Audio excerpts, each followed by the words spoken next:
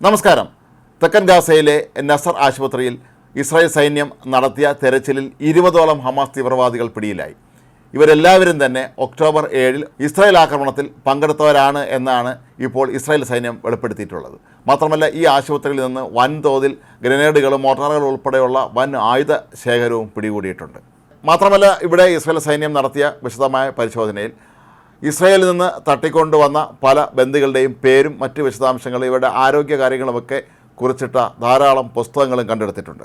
ഇവർക്ക് മരുന്ന് നൽകുന്നതും അതുപോലെ ഇവർ ചികിത്സാ സംബന്ധമായ കാര്യങ്ങളും എല്ലാം തന്നെ ഇത്തരം ഷീറ്റുകളിൽ വ്യക്തമായി തന്നെ എഴുതിയിരുന്നു എന്നുള്ളത് കൊണ്ട് ഇവരിൽ പലരെയും ഒരുപക്ഷെ ഈ ആശുപത്രിയിലായിരിക്കാം ബന്ദികളായി പാർപ്പിച്ചിരുന്നത് എന്നും സംശയമുണ്ട്. അതേസമയം ഹമാസ് ആരോപിക്കുന്നത് ഇസ്രായേൽ സൈന്യം ഈ ആശുപത്രിയിലേക്ക് നടത്തിയ ആക്രമണത്തിൽ 5ഓളം രോഗികൾ, ഇൻറ്റൻസീവ് കെയർ യൂണിറ്റിൽ കഴിഞ്ഞിരുന്ന 5ഓളം രോഗികൾ കൊല്ലപ്പെട്ടു എന്നാണ്. മാത്രമല്ല, അവിടെ വ്യാപകമായ തോതിൽ ഇവർ ജീവനക്കാരെ ആക്രമിച്ചു എന്നും ഹമാസ് ആരോപിക്കുന്നു.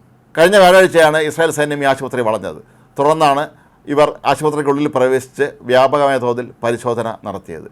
ഇസ്രായേലിൽ നിന്ന് തട്ടിക്കൊണ്ടുവന്ന ബന്ദികളിൽ പലരെയും ഈ ആശുപത്രിയിൽ തന്നെയാണ് ഇപ്പോഴും പാർപ്പിച്ചിരിക്കുന്നത് എന്നാണ് ഇസ്രായേൽ സൈന്യത്തിന് ലഭിച്ച വിവരം. നേരത്തെ ഒരുപക്ഷെ പിടികൂടിയ ഹമാസ് തീവ്രവാദികളിൽ നിന്ന് ലഭിച്ച വിവരത്തിൻ്റെ കൂടി അടിസ്ഥാനത്തിലായിരിക്കാം ഇവിടെ പരിശോധന ശക്തമാക്കിയിരിക്കുന്നത്.